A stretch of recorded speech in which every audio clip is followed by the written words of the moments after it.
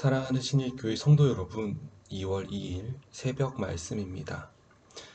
베드로는 교회 안에 존재하는 거짓 교사들에게 미혹당하지 말고 하나님을 그리고 말씀을 온전히 알므로 하나님께서 너희에게 주신 그 약속, 언약에 근거하여 믿음을 지킬 것을 당부했습니다. 또 그리하여 주님의 신성한 성품에 참여하는 자가 되어라 고 이야기했는데요. 오늘은 그 신성한 성품에 참여하는 성도들의 바른 모습에 대해 이야기하고 있습니다. 본문의 말씀은 베드로후서 1장 5절에서 11절의 말씀입니다. 말씀을 제가 읽도록 하겠습니다. 그러므로 너희가 더욱 힘써 너희 믿음의 덕의 지식을, 지식의 절제를, 절제의 인내를, 인내의 경건을, 경건의 형제 우애를, 형제 우애에 사랑을 더하라.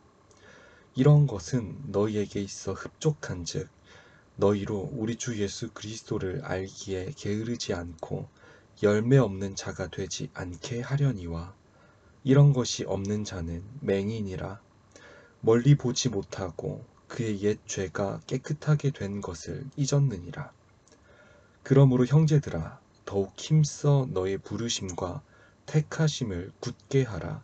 너희가 이것을 행한즉 언제든지 실족하지 아니하리라. 이같이 하면 우리 주 곧 구주 예수 그리스도의 영원한 나라에 들어감을 넉넉히 너희에게 주시리라. 아멘. 5절에서 7절의 말씀은 이 서신을 받는 성도들에게 바른 삶을 살아갈 것을 말하고 있습니다. 이전 말씀 3절과 4절에서 베드로는 성도들에게 하나님의 능력에 힘입어 주님의 거룩한 성품에 참여하여 그것을 삶 속에서 열심히 채울 것을 말했는데요. 그것이 무엇이냐? 그것이 바로 오늘 5절의 7절의 말씀입니다. 믿음에서 시작해 선한 인격의 가치인 덕, 하나님과 예수님을 아는 지식, 절제, 인내, 경건, 형제를 사랑함, 나아가 하나님과 모든 사람을 향한 사랑, 바로 이것입니다. 너희가 온전히 하나님을 믿는다면 이러한 일들을 해야 한다는 것이죠. 오늘 우리는 이 부분에서 두 가지 정도를 한번 생각해 볼 수 있을 것입니다. 첫 번째로는 우리의 신앙이 확장되어야 한다는 것입니다. 믿음으로부터 시작된 신앙은 무엇으로 이어집니까? 선한 인격, 그리고 하나님을 아는 지식, 나아가 절제, 인내, 경건, 형제를 향한 사랑. 이 사랑은 최종적으로 무엇으로까지 확장이 됩니까? 바로 하나님을 향한 사랑. 이렇게 점점 확장되어야 한다는 것입니다. 사랑하는 성도 여러분, 믿음, 그것이 끝이 아닙니다. 그것으로부터 시작되어 하나님을 향한 사랑으로 확장되어야 함을 기억하는 복된 하루가 되었으면 좋겠습니다. 두 번째는 신앙의 성숙은 삶의 성숙으로 이어진다는 것입니다. 신앙이 점점 깊어질수록 삶도 함께 깊어져야 한다는 것이죠. 신앙이 깊어졌음에도 불구하고 삶이 그 신앙을 따라오지 못한다면 그 신앙은 올바른 신앙이라고 말할 수 없을 것입니다. 기도는 많이 하고 말씀에 대해 박학다식 하지만 가는 곳마다 분쟁이 일어나고 세상 사람들이 그의 행동과 인격에 대해 그 속에 하나님이 없음을 말한다면 성도가 가진 그 신앙을 다시 재점검해 봐야 할 것입니다. 왜 그렇습니까? 신앙과 삶은 한 걸음 한 걸음 함께 나아가는 것이기 때문입니다. 그러기에 하나님과 예수님을 온전히 바르게 아는 것은 너무나도 중요합니다. 왜냐하면 하나님을 알므로 우리의 믿음은 시작됩니다. 그리고 그것은 우리로 하여금 바른 삶으로 점점점 확장되어 나가기 때문입니다. 예수를 믿음으로 믿음이 시작되고 그 위에 많은 것들이 쌓여가는 것이기 때문에 우리의 초점은 어디를 향해야 할까요? 그렇습니다. 바로 우리에게 믿음을 주신 그분, 우리 하나님, 예수 그리스도께로 향해야 합니다. 우리가 그리스도를 알고 그분께로 우리의 초점을 향한다면 8절의 말씀처럼 이러한 결과를 얻게 될 것입니다. 8절의 말씀을 제가 다시 읽겠습니다. 이러한 것이 너희에게 있어 흡족한즉 너희로 우리 구주 예수 그리스도를 알기에 게으르지 않고 열매 없는 자가 되지 않게 하려니와. 이러한 삶을 살지 않는다면 우리는 그리스도를 알아가는데 게을러지고 이러한 게을러짐 때문에 삶의 열매가 없다는 것을 말하고 있습니다. 다시 말해서 우리가 그리스도를 알고 우리의 시선을 그분께로 향하고 그분께서 주신 그 믿음에 여러 가지를 세운다면, 쌓아나간다면 우리에게 열매가 나타날 것이라는 것입니다. 이 열매는 무엇입니까?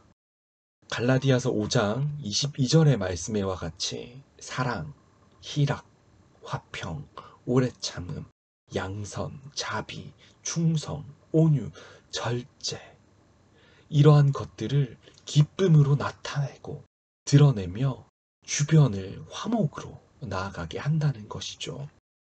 이어서 9절의 말씀에서는 이러한 것이 없는 자, 여기서는 베드로후서의 배경이 되는 거짓 선생, 거짓 사도들을 의미합니다.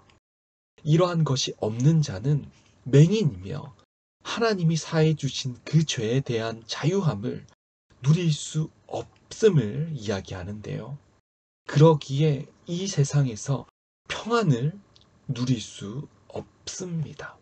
왜 그렇습니까? 그들은 하나님을 온전히 바르게 알지 못했기 때문입니다. 사랑하는 신일교회 성도 여러분, 우리가 주님과 주님의 말씀을 온전히 바르게 알기를 소망합시다. 그분을 제대로 알며 하나님께서 우리에게 약속하신 언약을 신뢰하며 그가 주신 믿음 위에 신앙의 경계를 점점 확장시켜 나가시기를 바랍니다.